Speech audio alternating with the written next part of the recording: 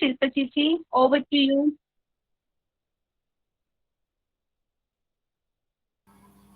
Thank you. Am I audible? Yes, yes, you are. Okay, okay. So, good evening, one and all. Myself, Shilpa, first semester LLM student of our college. And the topic which assigned me to review today is union and state executive and their interrelationship. So, the executive mainly classified into two main heads, that is union executive and state executive.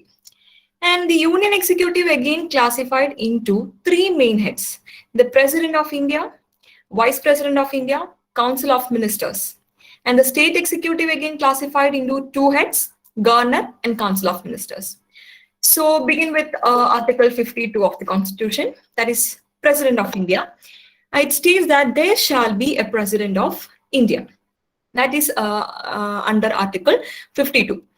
And Article 53 states that the executive power of union shall be vested in the president and shall be exercised by him either directly or through officers subordinate to him in accordance with the constitution.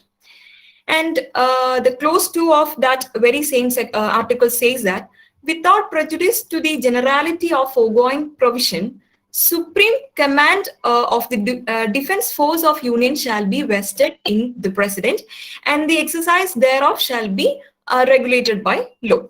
The president is the head of state and formal executive. All executive action at the center is expressed to be taken in his name. And there we have a famous case, that is Ram Javai Kapoor versus State of Punjab, and the citation is AIR 1955 Supreme Court 549. In that particular case, it states that the executive power means all government functions other than legislative and judicial functions of the state. It is not conferred merely to admission of law, but it includes the maintenance of law and order, promotion of social and economic welfare, and determination of government policy, etc. So next question is how elected? How the President of India is being elected? That is dealt under Article 54 of our Constitution. That states that the President shall be elected by the members of Electoral College consisting of the elected members of both House of Parliament, then elected members of Legislative Assembly of the state. And the manner of election of president under 55 states that the election of president shall be held in accordance with the system of proportional representation by means of single transferable vote. And term of office of president, that the president shall hold the office for a term 5 years from the date on which he enters upon his office. And eligibility for re-election, that is a person who hold or who has held office as president shall be eligible for re-election to that office. That is what Article 57 says. And we all know that what are the qualification for the selection of a president. That is, no person shall be eligible for election of president unless he is first point is he shall be a citizen of India. Then he has completed the age of 35 years, and he should be qualified for election as a member of House of People. And a person shall not be eligible for election as president if he hold any office of profit under Government of India or Government of any state or under any local or other authorities subject to the control of any of the said governments. And Article 59 states that the condition of president's office, that is, the president shall not be a member of either House of Parliament or a House of Legislature of any state. And if a member of either House of Parliament or a House of Legislature of any state be elected president, he shall be deemed to have vacated his seat in that house on the date on which he enters upon his office as president. And the president shall not hold any other office of profit. And Article 60 says about the oath or affirmation by the president. It states that every president and every person acting as president or discharging the function of a president shall, before entering upon his office, make in the presence of Chief Justice of India, in his absence, the senior most judge of Supreme Court, available an oath or affirmation. And here comes a very important article of Constitution, that is the procedure for impeachment of a president, and that is under Article 61. It says that when a president is to be impeached for violation of Constitution, the charge shall be preferred by either House of Parliament. And the power to impeach might possibly be evoked in the event of president acting independently or contrary to Constitution, or contrary to ministerial advice, or for treason, bribery, or other crimes, that is wrong behavior. Next point is matters relating to or connected with the election of a president or vice president. That is a very important point. That is, all doubts and dispute arising out of or in connection with the election of president or vice president shall be inquired into and decided by Supreme Court, whose decision shall be the final one. And as per Article 71, Clause 3, Parliament may by law regulate any matters relating to the connection with the election of president or vice president. That means Parliament having the right to regulate laws on the matters connection with the election of president and vice president. And there we have a important case, that is NB Khairov versus Election Commission, AR 1958 SC 139. In that case, the Supreme Court held that it would not entertain any petition challenging the presidential election before the completion of the election process and declaration of the result. So now comes the topic, powers of the president. We all know that there are many powers. That is, he has an executive power, military power, then diplomatic power, ordinance making power, pardoning power, emergency power. And the crux of these powers, I'll explain. That is, first, executive power. That is under Article 53, Clause 1. It says that President is the executive head of Indian Republic, and he has a power to appoint Prime Minister. However, we noted that he has to exercise power on the advice of the Council of Ministers.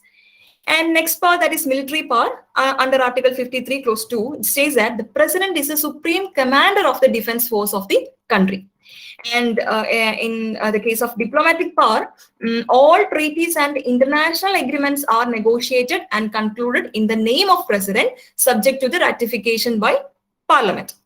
And legislative powers, including ordinance making power, under Article 123, it says that he has a power to summon and prorogue a parliament, and he is bound to summon parliament within 6 months from the last sitting of the former section. And according to Article 108, if there is a conflict between two houses of parliament over an ordinary bill, the president can call a joint sitting of both houses to resolve the deadlock. So the ordinance promulgated under this article shall be the same force and effect as an act by a parliament, and shall be laid before both House of Parliament, and shall be ceased to operate at the expiration of 6 weeks from the reassemble of Parliament. Now, a very important power of President, that is pardoning power, under Article 72 of the Constitution. It says that President has a power to grant pardon, deprive, then postpone the punishment despite or a remission of punishment, or to suspend, remit, or commute the sentence of any person convicted of offences. Then comes emergency power. We all know that Article 352 to 360 of the Constitution deals with the emergency power of the President. Then he also having some immunities also under Article 361. So the following what immunities will be got or claimed by the President of India. Now comes the Vice President of India under Article 63 to 71 of the Constitution. And under 63, there shall be a Vice President of India. And the point there we have to notice, Vice President shall be the ex officio chairman of the Council of States. And under Article 65, Clause 1, the Vice President shall act as President until the date on which a new President elected. And when the President is unable to discharge his function owing to absence, illness, or any other cause, Vice President shall discharge his function until the date on which the President resume his duties. Then election of Vice President, same as of President, that is elected by the members of Electoral College, consisting of the members of both House of Parliament, and the Vice President shall not be member of either House of Parliament or House of Legislature of any state. Then he should be a citizen of India and completed age of 35. And the term of office of Vice President is 5 years. 5 years from the date on which he enters upon his office. Then every Vice President shall, before entering upon the office, make and subscribe before the President or some person appointed in that behalf by him for oath or affirmation.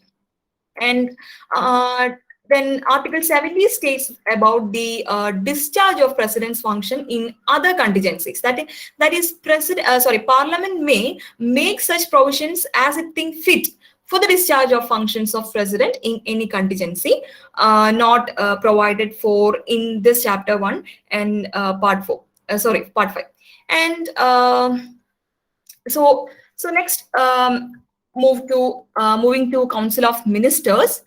That is Council of Ministers to aid and advise President. That is under Article 74. 74 says that Council of Ministers to aid and advise President.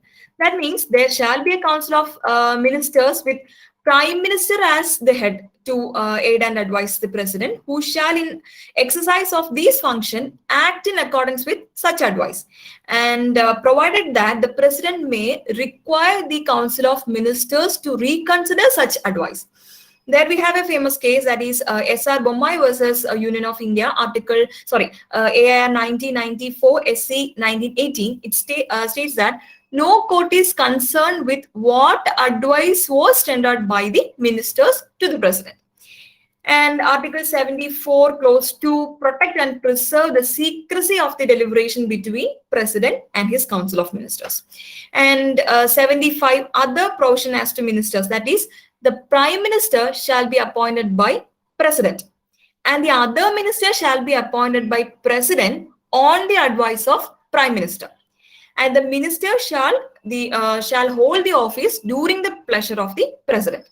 And one thing there we have to notice, the Council of Ministers shall be collectively responsible to the House of People. And coming to the appointment of Prime Minister, Article 74, Clause 1, there shall be a Council of Ministers with Prime Minister as head, as I already told, and the Prime Minister is appointed by President.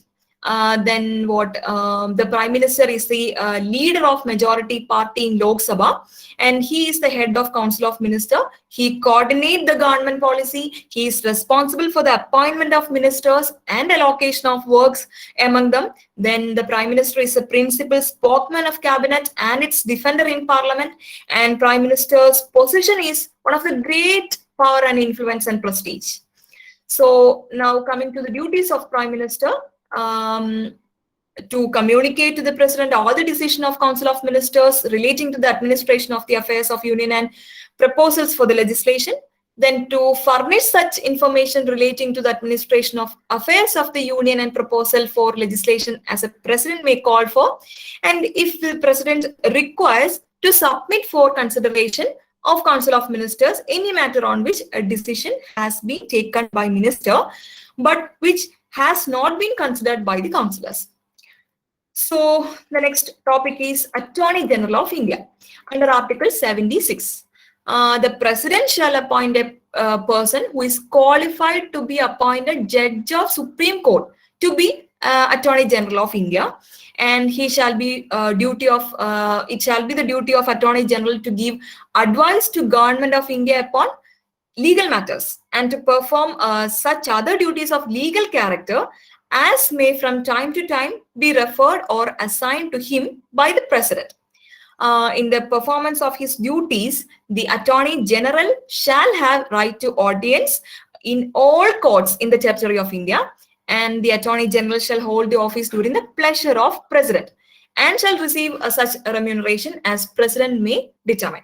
So, the governor, that is the next topic, governor of the state. Under Article 153, there shall be a governor for each state.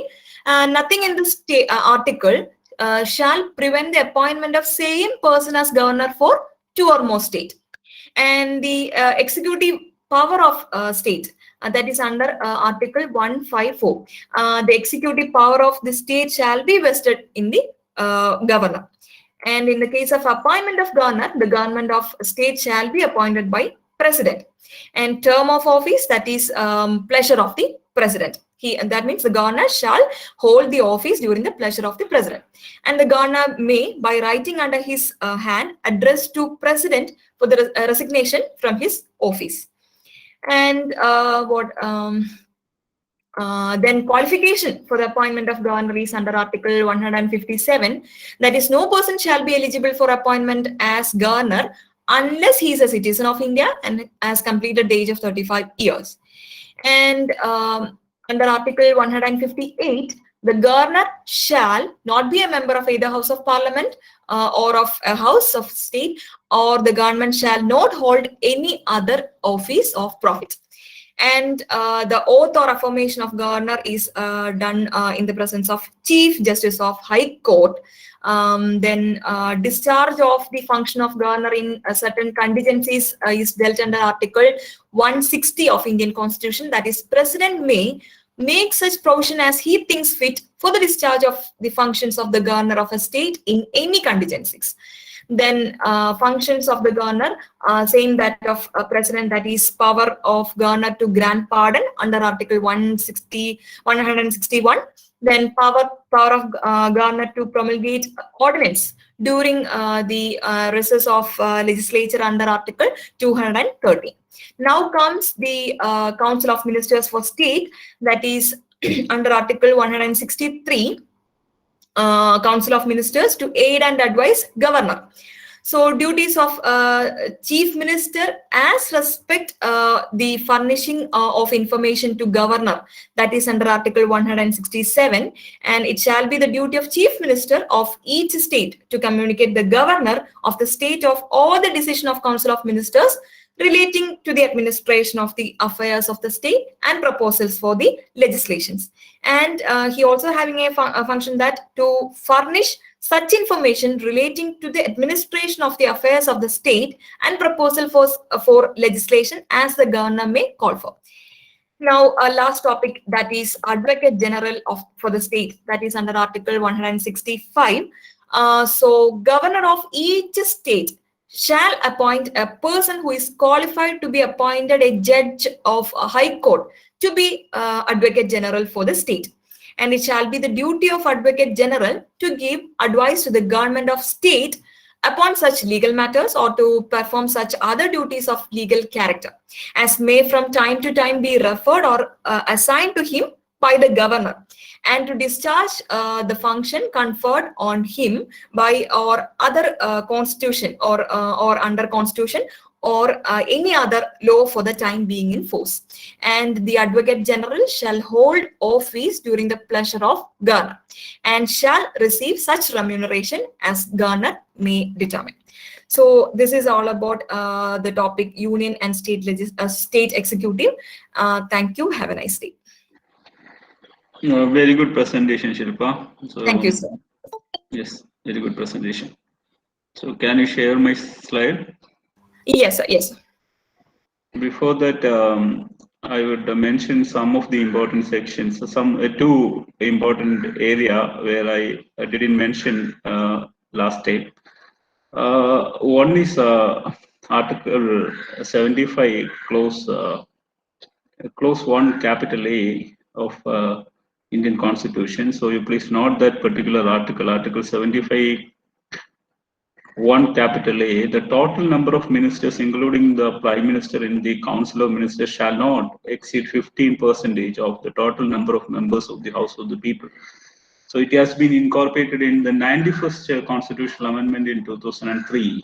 So that is one of the important point. And the other two important articles that I didn't mention in the earlier class is Article 163 and Article 164 of the Constitution, where Shilpa mentioned the importance of Article 163 and Article 164 of Indian Constitution, where Article 163 of Indian Constitution deals with the Council of Ministers, and the important point is the Chief Minister is the head of the Council of Ministers who aid and advise the governor.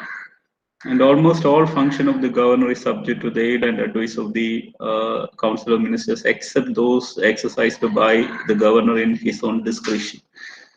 And what Article 164 provides, 164 is also a very important provision as far as the Council of Ministers are concerned, because these two articles are very important as far as the Council of Ministers are concerned.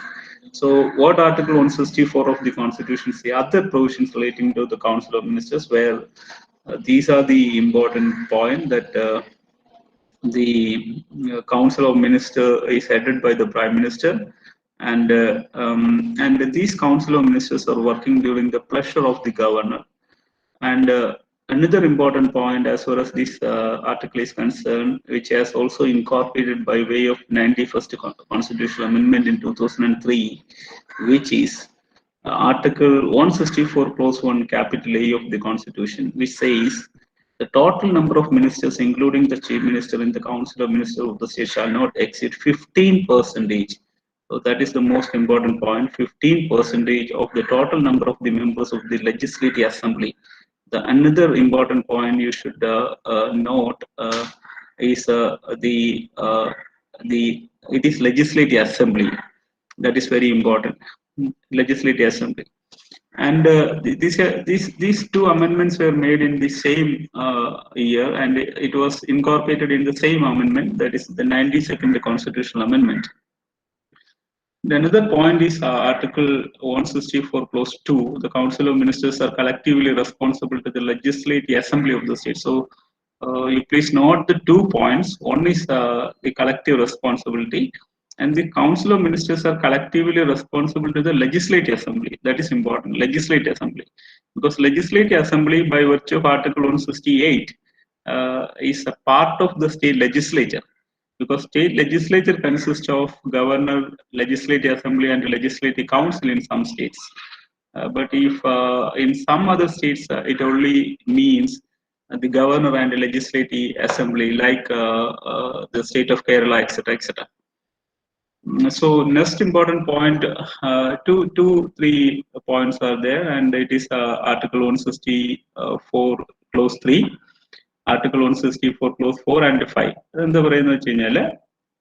Before a minister enter in his office, the governor shall administer him an oath of office. So this is also the power of it is a function of the governor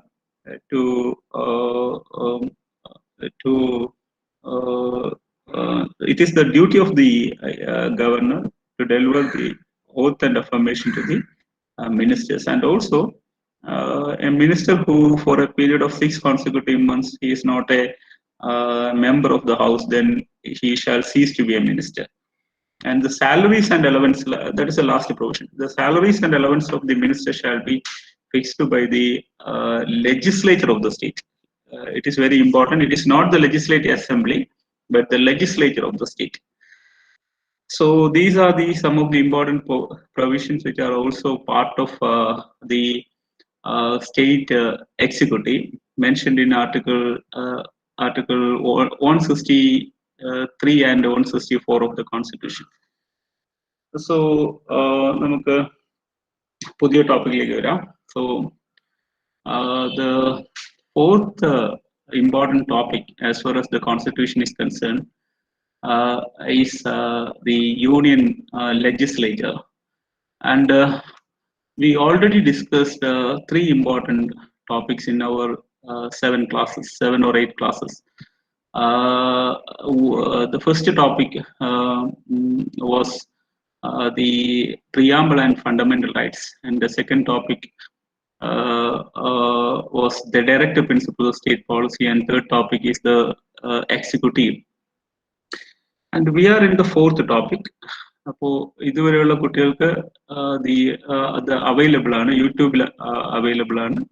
ഈ 3 ക്ലാസ്സുകളും യൂട്യൂബിൽ available ആണ്. So you please refer all these video classes. This is the fourth topic. This topic is a very important topic. ഒരു ക്ലാറ്റിലാണെങ്കിൽ ഒരു 25% അവരുടെ questions constitution ലെവലിൽ നിന്നായിരിക്കും വരുന്നത്. സോ ക്ലാറ്റ് ഫോക്കസ് ചെയ്യുന്ന ആൾക്കാർ 2 subjects are very important. One is constitution and the second one is jurisprudence. ഇതിൽ നന്നായിട്ട് ഫോക്കസ് ചെയ്യാം. It is very important. പിന്നെ UGCയെ സംബന്ധിച്ച് this is also a very important topic. 10% ആണ് വരുന്നത്, but this is also a very important topic. Assistant professor in ലോയിലും we are expecting 10% questions from constitution. So the fourth important topic as far as our examinations are concerned is the union, the legislature. And legislature is broadly classified into 2.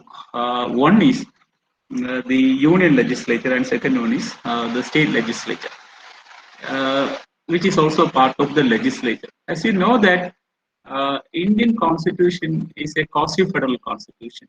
Quasi-federal constitution means the legislative powers are sufficiently distributed to the parliament, the union and the state.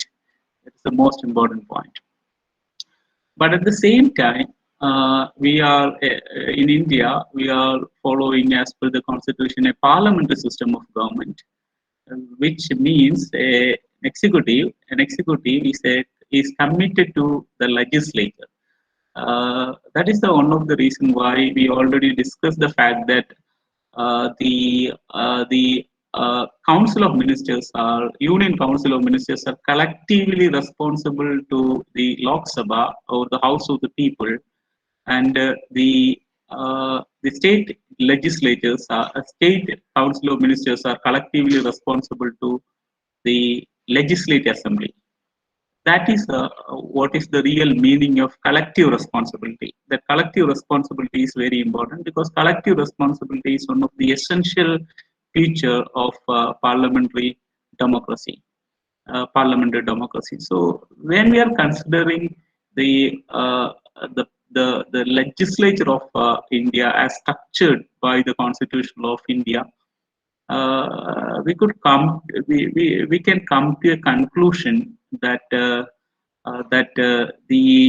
these legislative bodies like Parliament of India and the state legislatures are actually the sovereign legislative bodies. I would use the word sovereign legislative body, the same word as mentioned in the preamble of the Indian Constitution. The word sovereign has been mentioned in the Indian Constitution, the preamble of the Indian Constitution. But at the same time, if you ask a question that where is the real sovereignty is vested as a constitutional institution, I would say that it is completely vested in the hands of the Parliament, because of some specific reasons of the Constitutional Law of India. That is very important. Because I think I did mention it in the earlier class that the sovereignty is absolutely lies on the Parliament because of the following reasons. Because as you know that you can see the slide where it is mentioned that the Parliament means. Parliament means, it is mentioned in Article 79 of the Constitution. It is mentioned in Chapter 2 of Part 5 of the Constitution, which is the Parliament. And the first article of this particular chapter, Chapter 2 of Part 5 of the Constitution, deals with the Parliament. And the second article of this particular chapter, chapter 2 of Part 5 of the Constitution, deals with the executive. So And fundamentally, even though Indian Constitution is a quasi-federal constitution, because of the reason that the legislative and executive powers are sufficiently distributed to the union and the state, which is mentioned in the 7th schedule of the constitution, and it is also mentioned under Article 245 to 265 of Indian Constitution. But at the same time, this parliament is the most important sovereign body because of these reasons. The reasons are, so what is actually the parliament? First of all, the parliament means the president of India and the two houses, the House of the People and the Council of the State, which means the Rajya Sabha and the Lok Sabha. This is what is called a parliament, mentioned in Article 79 of Indian Constitution.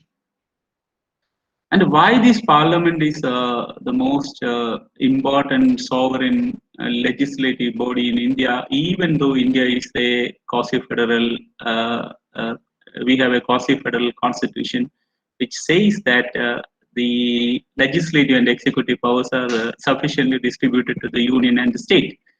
The reason, the first reason is, see part 1 of Indian Constitution, we can see the legislative power of the parliament in formation of new states, and which is mentioned under Article 3 and Article 4 of the Constitution, and also take into consider Part 2 of the Constitution. Part 2 of the Constitution, where we can see the citizenship, where also the legislative power is vested in the hands of the parliament under Article 11 and Article 10 of the Constitution. And nowhere in Part 2 of the Constitution, any state legislature can make any law for any purpose.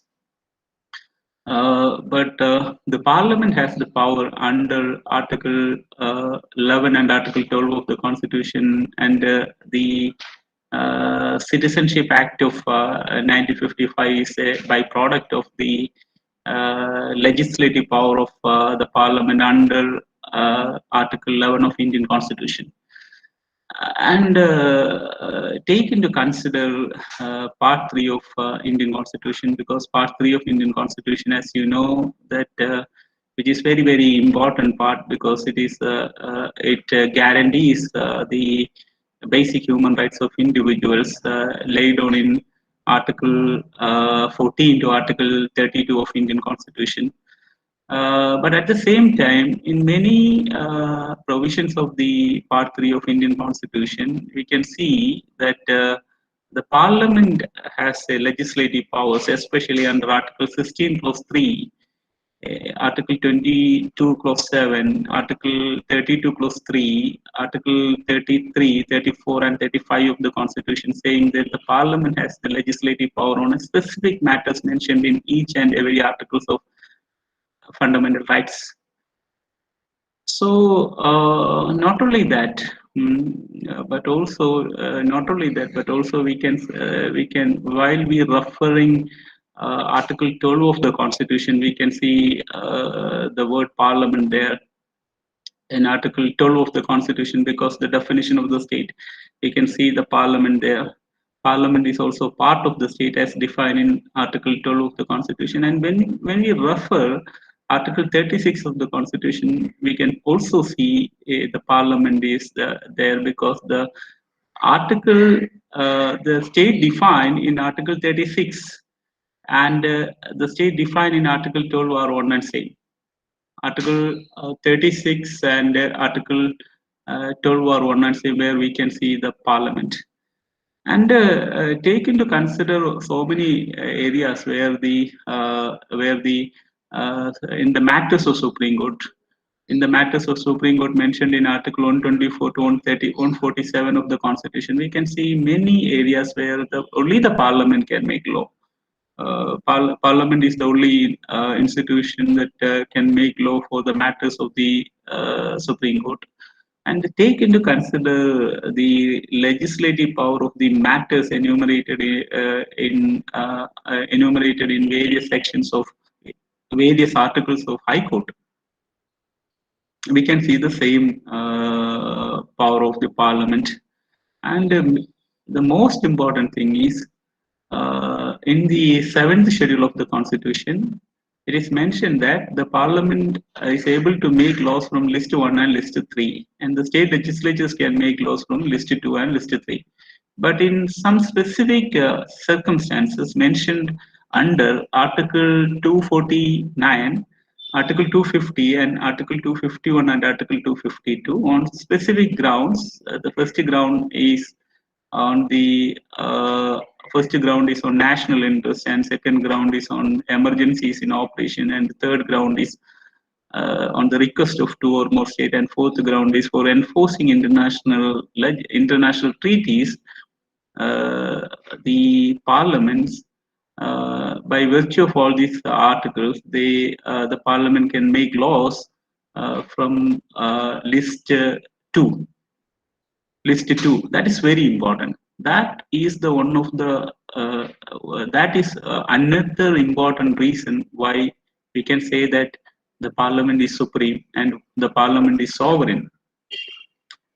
It is sovereign than the state legislatures of the states. So these are the reasons. So you please note these reasons. These reasons are very, very important. These reasons are very, very important because the supreme legislative power is vested in the hands of the parliament as defined in Article 79 of the Constitution, and that parliament includes the president, the Council of State, and the House of the People, or the Rajya Sabha, and the Lok Sabha. So that is the first point as far as this particular article is concerned. So second point is the president is a very, very important person as far as the parliament is concerned. In many articles, the term president is mentioned as far as the parliament is concerned. So I mentioned what are the different articles where the president is playing a very important role as far as the parliament is concerned. So you please note that article. These articles are very, very important articles. The first article is Article 79. Article 79, where the term president is there because the parliament includes the president, two houses. And take into consider Article 80 clause 1 subclause A, because Article 80 clause 1 subclause A deals with the composition of Council of States. In this composition of Council of States, 12 members to be nominated by the President. 12 members of the House are nominated by the President. So that is also very important because 12 members are nominated by the President, those members who having some certain specific experience in literature, science, art, and social services. So that is another area where the president is involved. And another article as far as this area is concerned is Article 85, because the sessions of the parliament and the prorogation and dissolution of the parliament is concerned, it is completely vested in the hands of the president, because by virtue of this article, the president may from time to time prorogue the houses of either houses or dissolve the House of the People. And some of the next articles of the Constitution also deals with the relationship between the Parliament and the President, because under Article 86, it is the right of the President to address and send messages to the houses. And Article 87 is also very important. It is President's power to give special addresses by the president. And another one is Article 99, because Article 99 and also Article 86, so right to president to address and send messages, and 87, and then 99. 99 is oath or affirmation by the members. So oath and affirmation by the members is concerned. It is the duty of the president. It is the duty of the president to it is under Article 99. What is the title of Article 99? Oath and affirmation of the by the members. Every members of either house of the parliament shall, before taking his seat, make and subscribe before the president or some person appointed in that behalf by him an oath or affirmation according to the form set out for the purpose in the third schedule. So that is also a very important thing, because this is the function of the president, or the president can subdelegate this function to any other person. For example, normally he subdelegate this function to the Speaker of the House or the chairman of the council. And another important article, as far as the president is concerned, in relation to the parliament. As you know, I already mentioned in the earlier class that Article 102 deals with the disqualification of members. So the question is whether that disqualification, who will decide, who will be the final word of this disqualification, as mentioned in Article 102, because Article 102 deals with the disqualification of membership. Then who will decide,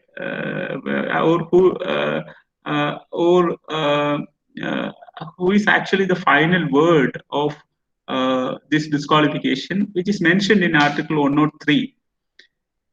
Because Article 103 of the Indian Constitution saying that decision on question as to disqualification of members, and if any question arise to whether a member of either house of the parliament has become subject to any of the disqualification mentioned in clause 1 of Article 102, the question shall be referred to the decision of the president.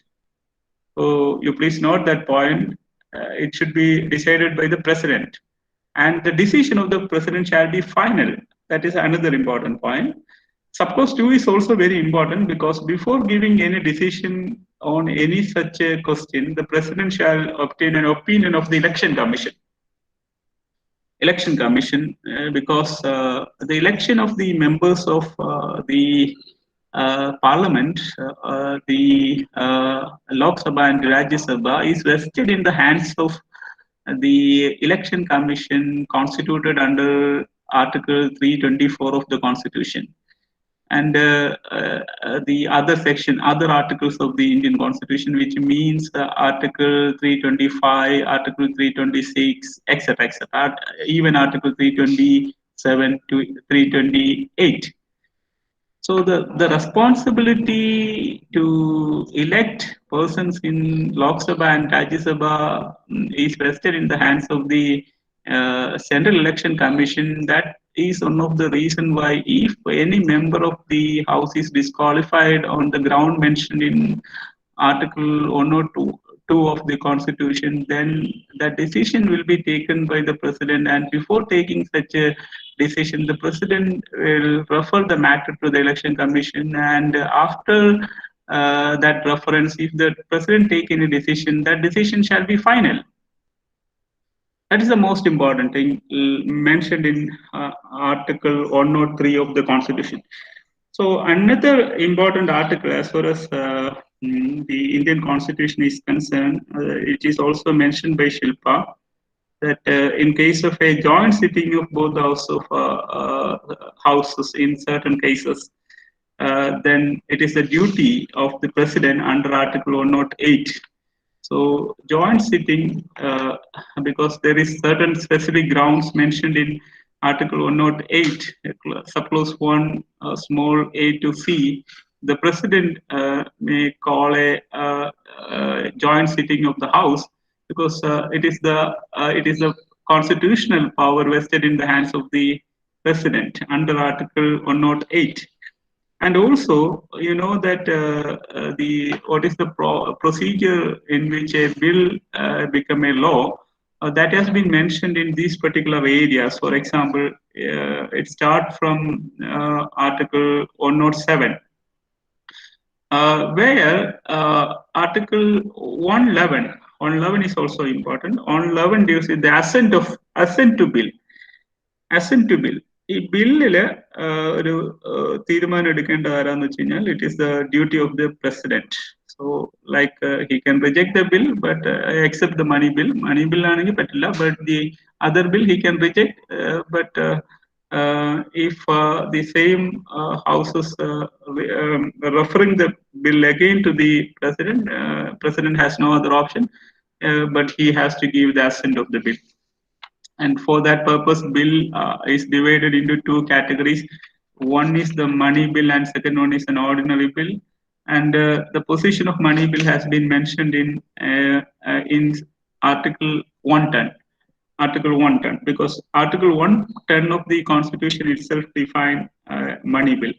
And also, the budget, annual financial statement, it is made in the name of the president under Article 112 of the Constitution. And Article 112 of the Constitution deals with the annual financial statement. So, other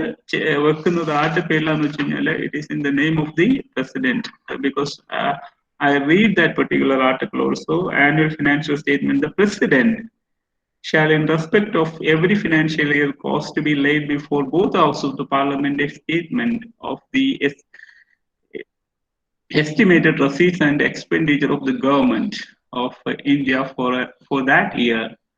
And in this part referred as the annual financial statement. Annual financial statement is called budget. So where also the role of the president is very, very important. And also another important article as far as the role of the president is concerned, which is mentioned in Article 117, because Article 117 deals with the special provision as to financial bill. Special provision as to financial bill.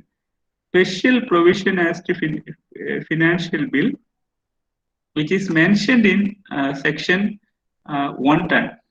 As 110 അനുസരിച്ച് financial bill case recommendation കൊടുക്കേണ്ടത് it is the president. That is laid on in Article 117. Whether a question arises whether a particular bill is a money bill or not, then by virtue of Article 110, the decision of the speaker is final. But at the same time, what Article 117 says, if a bill or the amendment making provision of any of the matters specified in Article 110, then that should be recommended by the president. And that should be recommended by the president under Article 117. So these are some of the provisions which are closely related to the president, and that is one of the major reason why we can rightly say that the president has not only pure executive role to play, but the president has also very important legislative role to play under different articles of chapter 2. ഇതാണ് നമ്മൾ ഇതുമായിട്ട് ബന്ധപ്പെട്ട് നമ്മൾ ഓർത്തിരിക്കേണ്ട ഏറ്റവും important ആയിട്ടുള്ള ഒരു കാര്യം. ഞാൻ രണ്ട് കൺസെപ്റ്റാണ് I explain two concept. The first concept is why the parliament is so sovereign, and the second one is the importance of the role of the president as a part of the parliament. What is actually the role of the president as a part of the parliament? So that is two important thing. And Shilpa, ini onnu aadyam mudal edukku. You please Article 80 edukku. അപ്പൊ ഞാൻ പറഞ്ഞ ഈ രണ്ട് കാര്യങ്ങൾ you please note. ഈ points you have to prepare a note. ഈ രണ്ട് പോയിന്റിലും you have to prepare a note. Why Indian parliament is so sovereign even though Indian constitution is quasi federal. Second question, the real role of the president as a member of the parliament, as a part of the parliament. So ഈ രണ്ട് പോയിന്റുമാണ് നമ്മൾ ആദ്യം നോക്കേണ്ടത്. So you refer the following articles and following parts. ഇനി നമ്മൾ ഇതിലേക്ക് വരുമ്പോൾ it is very simple. ഇതൊരു വളരെ സിമ്പിൾ ആയിട്ടുള്ള കാര്യമാണ് ഇതിൽ പറഞ്ഞിട്ടുള്ളത്. ഞാൻ നേരത്തെ തന്നെ പറഞ്ഞു, നേരത്തെ നമ്മൾ നോക്കിയപ്പോ നോക്കേണ്ടതും ഇത് തന്നെയാണ്. അതായത് സി ആദ്യം എന്താണ്, what is actually the purpose of this institution first, then the manner of election, എങ്ങനെയാണ് ഇലക്ട് ചെയ്യുന്നത്, then ഇവരുടെ duties, what are the duties of this institution, then whether there is any powers and privileges, powers and privileges ഉണ്ടോ, then miscellaneous provision. So there is an introduction. ഇങ്ങനെയാണ് ഇതിന്റെ ഈ area complete നോക്കേണ്ടത്. Part 5 മുതൽ അങ്ങോട്ട് അങ്ങനെയാണ് നോക്കേണ്ടത്. Introduction, then qualification, disqualification, functions, powers and privileges, and a conclusion. അപ്പൊ അങ്ങനെ നോക്കുമ്പോൾ നമുക്ക് ഇത് മനസ്സിലാവും. Article 80 is very simple, where what about the council of composition of the council of state. Council of state is already mentioned in Article 79. So two things is very important. 12 members. 12 members are nominated and other members are elected. It is mentioned here, and the other members means the number is also there, 238. They are elected from the state and the union territory. Then the election, the monopoly of the election process is completely vested in the hands of the election commission appointed under Article 324. And in nomination, there are some specific qualifications are prescribed, and president has the power to nominate, but he has to nominate a person from certain experience from the areas mentioned in Article 80, Clause 3. So that is literature, science, arts, and social service. ഇത്രയേ ഉള്ളൂ.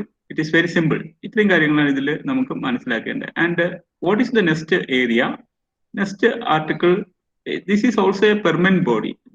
The council of state എന്ന് വെച്ച് കഴിഞ്ഞാൽ it is A permanent body. Dissolve ചെയ്യുന്നില്ല, അത് permanent ആയിട്ട് തന്നെ ഉണ്ടാവും. നെക്സ്റ്റ് സ്ലൈഡ് എടുക്കുക ശില്പ. And the composition of the House of the People, and these are very simple. 530 members who are elected, and elected from 530 elected from the state and 20 elected from the union territories. And നമ്മുടെ article 331 അനുസരിച്ച് president nominate ചെയ്യായിരുന്നു, അത് Anglo Indian മെമ്പേഴ്സിനെ. അത് ഇപ്പോൾ അത് ഇല്ലാതായി. അപ്പോൾ ആ നോമിനേഷൻ ഇല്ല. അതർവൈസ് under Article 331 അനുസരിച്ച് the president can also nominate 2 Anglo-Indian members to the House of the People. അപ്പോൾ അത് ഇപ്പോൾ ഇല്ല. But now at present, what about the composition of the House of the People? The composition consists of the members elected from the state and the union territories, 530 and 20, and the election is the election power is completely vested in the hands of the election commission, constituted under Article 324, and the people are the members are directly elected from the people, and which has been mentioned in Article 326. Other universal adult suffrage in the concept. That concept is there in Article 326. So this is the way of election. The method of election is the direct election. Direct election, as mentioned in the in Article 326. So this is something which is very important, is Article 81. And what about the Article 81? ഇതെല്ലാം നിങ്ങൾക്ക് just വായിച്ചു കഴിഞ്ഞാൽ അപ്പോൾ തന്നെ മനസ്സിലാവുന്ന കാര്യമാണ്. ഇതിലൊന്നും തന്നെ there is no confusions. ചില പോയിന്റ്സ് മാത്രം ഞാൻ നേരത്തെ പറഞ്ഞതുപോലെ തന്നെ പ്രസിഡന്റിന്റെ റോള് നോക്കുക, കഴിഞ്ഞതിന് ശേഷം സോവറിനിറ്റി നോക്കുക. പിന്നെ ഇതെല്ലാം നമുക്ക് വായിച്ചു കഴിഞ്ഞാൽ ഡയറക്റ്റ് മനസ്സിലാക്കാൻ പറ്റുന്ന കാര്യങ്ങളല്ലാതെ വേറെ ഒന്നുമില്ല. Because it is a very simple provisions. Next എടുക്കൂ, അടുത്ത ആർട്ടിക്കിൾ 80, ഐ തിങ്ക് 83. 83-ല് duration of the house of the people ആണ് പാർലമെന്റ്. ഞാൻ നേരത്തെ തന്നെ പറഞ്ഞു, council of state is not subject to dissolution. 1/3 of the members shall retire as soon as they may be expiration of every second year. ആ second year എന്നുള്ളത് note ചെയ്യുക. 1/3 member note ചെയ്യുക. ഇതൊരു പെർമനന്റ് ബോഡിയാണ്. And house of the people is concern, house of the people ആണെങ്കിൽ 5 years. And അതിലൊരു point കൂടെ നമ്മൾ നോട്ട് ചെയ്യേണ്ടത്, proclamation of emergencies in operation ആണെങ്കിൽ that is very important. Proclamation of emergencies in operation ആണെങ്കിൽ parliament may by law, that is also very important. Parliament may by law ഇതെല്ലാം ചോദിക്കും കേട്ടോ. ഈ പാർലമെന്റിന് അധികാരമുള്ളിടത്ത് പാർലമെന്റ് എന്ന് നമ്മൾ ഓർത്തിരിക്കണം. പ്രസിഡന്റ് ഒന്നും എന്ന് ഓർക്കാൻ പാടില്ല, വേറൊന്നും എഴുതാൻ പാടില്ല. അവിടുന്നായിരിക്കും അങ്ങനെയായിരിക്കും ക്വസ്റ്റ്യൻ ചോദിക്കുക. അപ്പോൾ നാഷണൽ എമർജൻസി നിലനിൽക്കുന്ന സമയത്ത് പാർലമെന്റിന്റെ ഡ്യൂറേഷൻ, ഹൗസ് ഓഫ് ദ പീപ്പിളിന്റെ ഡ്യൂറേഷൻ ആർക്ക് കൂട്ടാം? പ്രസിഡന്റിന് കൂട്ടാൻ പറ്റില്ല, പാർലമെന്റിനെ പറ്റുള്ളൂ under article 83. Here the proclamation of emergency എന്ന് വെച്ച് കഴിഞ്ഞാൽ which is defined in article 366. Article 366-ലാണ് കുറെ ഡെഫിനിഷൻ ക്ലോസ് ഉള്ളത്. നമ്മൾ സാധാരണ ഡെഫിനിഷൻ ക്ലോസ് നമ്മൾ ഇവിടെ മറ്റു നിയമങ്ങളിൽ സെക്ഷൻ 2-ലും 3-ലൊക്കെ ആണല്ലോ. ഇപ്പോൾ TP എടുത്തു കഴിഞ്ഞാൽ 3, ഇന്ത്യൻ കോൺട്രാക്ട് ആക്ട് എടുത്തു കഴിഞ്ഞാൽ 2. പക്ഷേ ഇന്ത്യൻ കോൺസ്റ്റിറ്റ്യൂഷനിൽ അങ്ങനെ ഒരു definition clause, the definition clause is there, and that definition clause is article 366. ഈ ആർട്ടിക്കിൾ 366-ല് what is the meaning of a proclamation of emergency എന്നുണ്ട്. അപ്പൊ ആ പ്രൊക്ലമേഷൻ ഓഫ് എമർജൻസി എന്ന് പറഞ്ഞു കഴിഞ്ഞാൽ proclamation of a national emergency under article 352, അത് national emergency. അപ്പൊ in case of proclamation of national emergency, the duration of the house of the people can be extended for a further 1 year under Article 83. അപ്പൊ ഈ emergency 352 അനുസരിച്ച് declare ചെയ്യുന്ന സമയത്ത് നിങ്ങൾ ഓർത്തിരിക്കേണ്ട ഒരു കാര്യമാണ് ഈ കാര്യം എന്ന് വെച്ച് കഴിഞ്ഞാൽ, ഈ ആർട്ടിക്കിൾ 83 അനുസരിച്ച് ഹൗസ് ഓഫ് ദ പീപ്പിളിന്റെ കാലാവധി നീട്ടാൻ പറ്റും. രണ്ടാമതായിട്ട് നിങ്ങൾ ഓർത്തിരിക്കേണ്ടത് the connection in between article 352 and article 358 and article 359. ഈ ആർട്ടിക്കിൾ 358 എന്ന് പറയുന്നത് വെച്ച് കഴിഞ്ഞാല്, when the national emergency is declared under article 352, freedom guaranteed under article 19 are automatically suspended without any executive order. ഒരു എക്സിക്യൂട്ടീവ് ഓർഡറും ഇല്ലാതെ ഓട്ടോമാറ്റിക് ആയിട്ട് suspend ചെയ്യപ്പെടുന്നു. പക്ഷെ അതേ സമയത്ത് what about the status of other fundamental rights? The status of other fundamental right has been mentioned in Article 359, because Article 359 saying that by way of a presidential order, the president can suspend any of the fundamental rights, including Article 32, but except Article 20 and 21. That has been incorporated by way of an amendment that has been incorporated by way of the 44th constitutional amendment. In Article 359, so a proclamation of emergency is in operation. What about the status of the fundamental right? The status of fundamental right as mentioned in Article 358 and Article 359 of the Constitution. So that is another important relevancy of proclamation of emergency. And third important thing as far as the proclamation of emergency is concerned is the relationship between Article 352 and Article 250. Because when a proclamation of emergency is in operation, the Parliament under Article 350 is empowered to make laws from the state list. So that is also very important. So ഒന്ന് proclamation of emergency നിലനിൽക്കുമ്പോൾ 83 അനുസരിച്ച് പാർലമെന്റിന്റെ house of പീപ്പിളിന്റെ life time extend ചെയ്യാം for a period of 1 year. അതേ സമയത്ത് article 350 ഉപയോഗിച്ച് state ലെജിസ്ലേച്ചറിന്റെ മാറ്ററിൽ the matter enumerated in state list, ആ സ്റ്റേറ്റ് ലിസ്റ്റിലെ മാറ്ററിൽ പാർലമെന്റ് നിയമം കൊണ്ടുവരാം under article 250. So this is something, some connection between the proclamation of emergency and the other articles.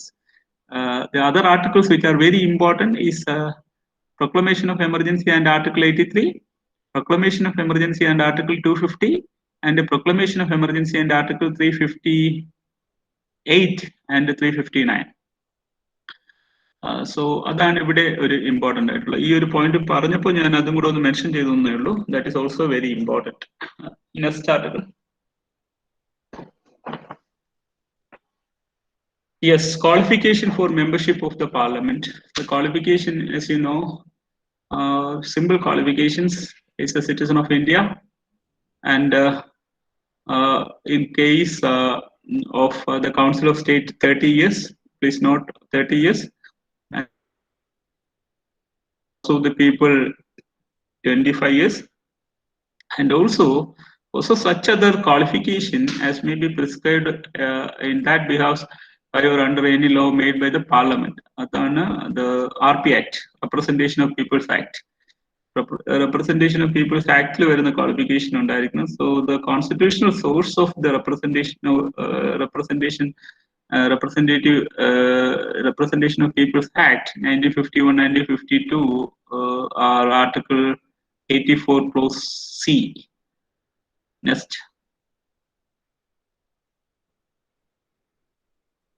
And sections of the parliament, this is I already mentioned, where also the president has a great role to play under Article 85. So I already mentioned it. So the president has a power to prorogue the house, either houses, and to dissolve the house of the people.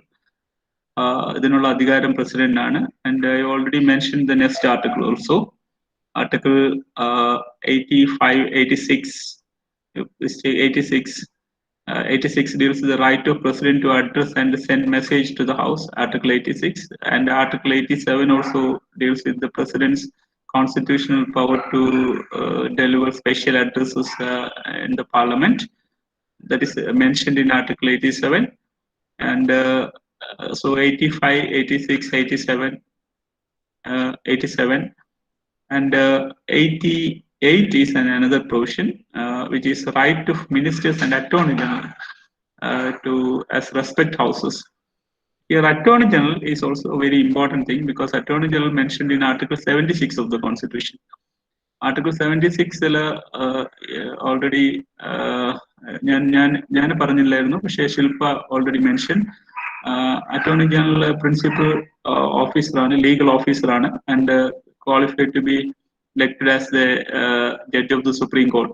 Supreme Court judge-ന് വേണ്ട qualification ആണ് Attorney General-ന് വേണ്ടത്. And Attorney General is appointed by the President on the recommendation of the Council of Ministers. And Attorney General is working during the pleasure of the President. And also the Attorney General has a right to pre-audience in all courts in the territory of India, has been mentioned in the same article, Article 76. But at the same time, the same Attorney General has another important right. That right has been mentioned in Article 88. And what is the right of the Attorney General mentioned in Article 88 of the Constitution is every minister and Attorney General of India shall have the right to speak. So, right to speak, freedom of right to speak. That is the point that you should understand. That is right to speak, and otherwise to take part in the proceedings of either house of any joint sitting. I already paranju the relevancy of joint sitting. Joint sitting is also very important, which is mentioned in Article. Joint sitting is mentioned in Article 108. 108 of the Constitution, and that grounds are also very, very important. Joint sitting in the grounds are very important. You please note.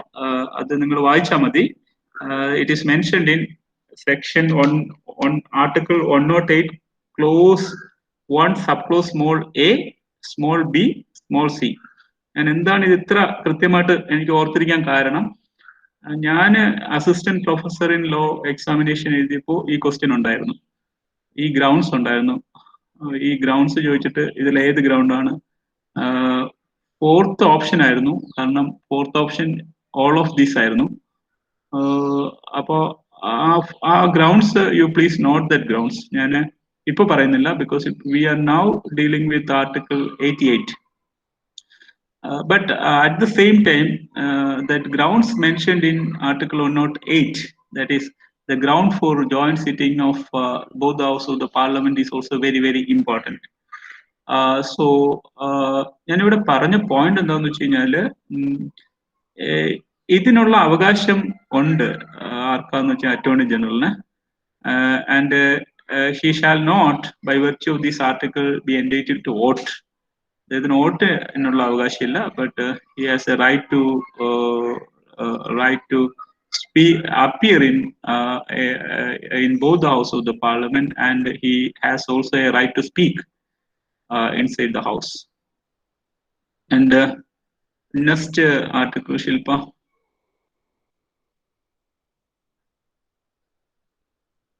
Yes, so ഇത് നിങ്ങൾ ഓടിച്ചു നോക്കിയാൽ മതി. Very simple. 4 sections deals with the chairman and deputy chairman of the Council of State, and another 4 section deals with the speaker and the deputy speaker of the House of the People. ഇനി വരുന്ന 4 articles, ഈ വരുന്ന 4 articles chairman and the deputy chairman of the Council of State ആണ്, starting from 80, 89, 90, 91 and 92. പിന്നെ വരുന്ന 4 article speaker and deputy speaker ആണ്. അത് നമുക്ക് ഇപ്പൊ ഒന്ന് ഞാൻ പെട്ടെന്ന് നോക്കാം. ആദ്യം chairman and Shilpa, chairman and deputy chairman of the council of state. This is mentioned in Article 89, and what Article 89 of the Constitution says, Article 89 of the Constitution says that the Vice President of India shall be the ex officio chairman of the Council of State. So this is already mentioned in a particular article. That article is Article 64. Because what is Article 64 says? Article 64 saying the same statement, that the Vice President to be the ex officio chairman of the Council of State. അപ്പോൾ ഈ 2 ആർട്ടിക്കിളിലാണ് vice president ex officio chairman of the council of state എന്ന് പറയുന്നത്. One is article 89 and another one is article 64. Article 64. And the Council of State shall, as soon as maybe, choose a member of the council to be the deputy chairman thereof, and so that is the deputy chairman. So this is mentioned in Article 89 clause 1. So what is Article 90?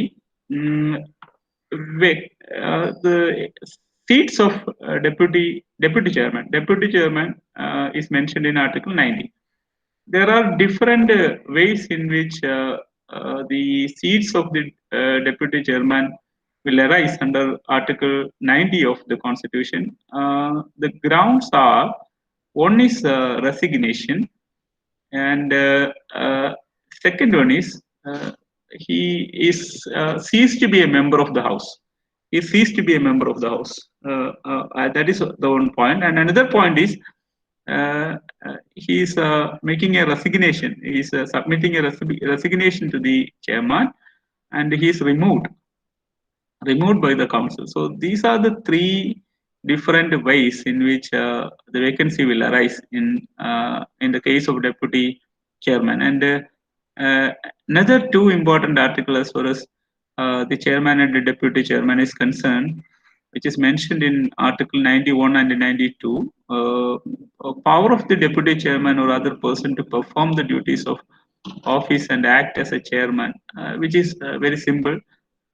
In some occasions, the chairman can act as a deputy chairman can act as a chairman, and when the removal of the deputy chairman or the chairman, and they should not preside in that seat, it is mentioned in Article 92. Because what Article 92 of the Constitution deals with the chairman and the deputy chairman not to preside while a resolution for his removal from his office is under consideration. So that is also very important. So I already mentioned 4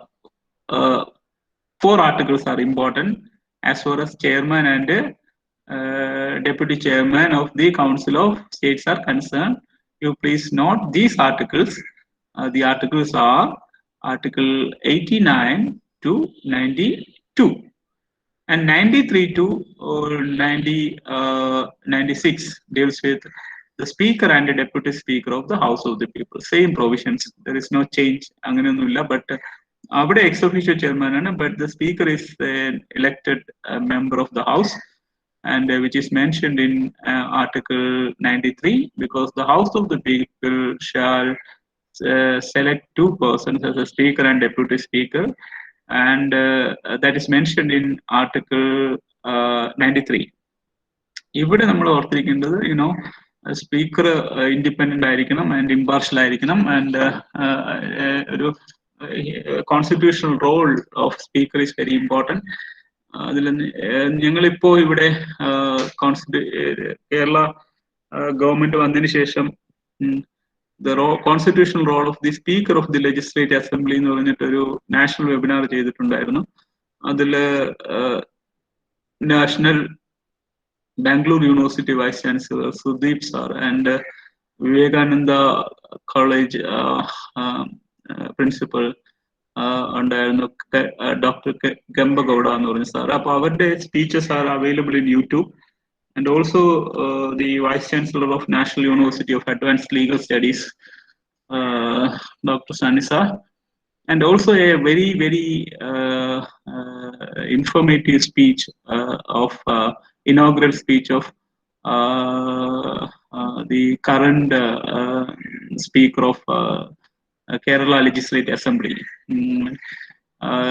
for Sri M.B. Rajesh's speech under. You please refer that speeches so you could understand the real role of the speaker in a legislative assembly, because the speaker of the legislative, the role of the speaker of the legislative assembly and the role of the speaker of the House of the People are almost one and same, even though the articles are different. So so this is so vacancy arising, and vacancy arising, as you know, when he ceases to be a member, then the vacancy will arise, and by way of resignation, the vacancy will arise. It is mentioned in Article 94, and Shilpa, Article 95 deals with 94 and also removed from his office. It is deals with Article 94. 3 ways vacancy will arise: resignation, removal, and cease to be a member of the House. And 95 deals with the power of the deputy speaker. Same provision. There is no other conflict. Sometimes the deputy speaker will act in the position of a speaker. Lok Sabha കാണുമ്പോൾ അറിയാം, നമ്മുടെ എപ്പോഴും speaker ആയിരിക്കില്ല ഇരിക്കുന്നത്. This power is vested, sometimes vested in the hands of the deputy speaker. Deputy speaker ഇല്ല എന്നുണ്ടെങ്കിൽ വേറൊരാളിനെ assign ചെയ്യും. That is also very important point. So പിന്നെ അവരെ റിമൂവ് ചെയ്യുന്ന സമയത്ത് അവരെ പോസ്റ്റിൽ ഇരിക്കാനും പാടില്ല. And this is another important article, Article 99. ഇത് സത്യപ്രതിജ്ഞ എടുത്തിരിക്കണം. And അത് ആരുടെ മുന്നിലാണ് എടുക്കേണ്ടത്? I already mentioned the role of the president.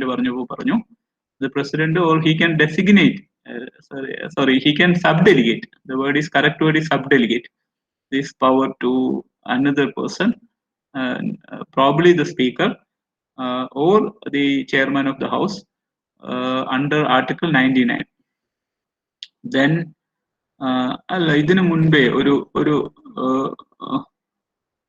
Secretariat എന്ന് പറഞ്ഞൊരു ഒരു ടോപ്പിക് ഉണ്ടെന്ന് തോന്നുന്നു. യെസ്, ഓക്കെ, അത് കഴിഞ്ഞിട്ടുള്ളത് നേരത്തെ 98.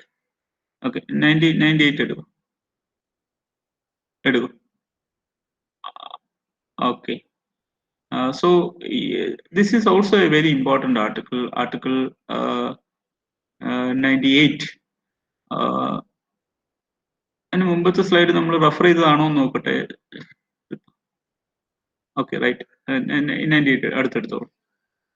ഈ 98ന്റെ ഒരു പ്രത്യേകത,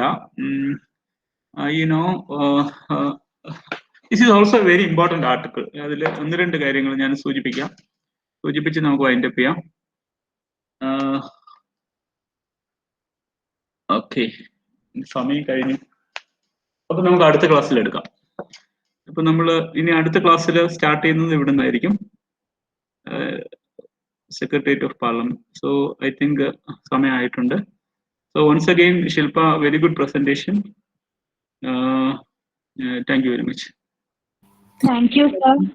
Thank you for the enlightening session. And I should appreciate and thank you, Shilpa Chiji, for the presentation. Yes. Dear participants, if you have any queries, please ask. അതെ. ഐശ്വര്യ, എനിക്ക് 1-2 കാര്യങ്ങളൂടെ ഞാൻ സൂചിപ്പിക്കാനുണ്ട്. അതായത് ഐ തിങ്ക് ഈ കോൺസ്റ്റിറ്റ്യൂഷനിലൂടെ ആൾക്കാർ prepared their material in a wonderful way. അപ്പോ അവരുടെ what I said is something which they prepared. അവർ പ്രിപ്പയർ ചെയ്ത നോട്ടാണ് ഞാൻ നിങ്ങളുടെ മുന്നിൽ പ്രസന്റ് ചെയ്തത്. I am only a presenter, but the material was actually prepared by the team. So I congratulate that team who prepared constitutional law material in a wonderful manner. Thank you very much, Coordinator Aishwarya and Sridath. Thank you very much. Thank you, sir. Yes. I think there is no doubt all of us are satisfied and clear with the session.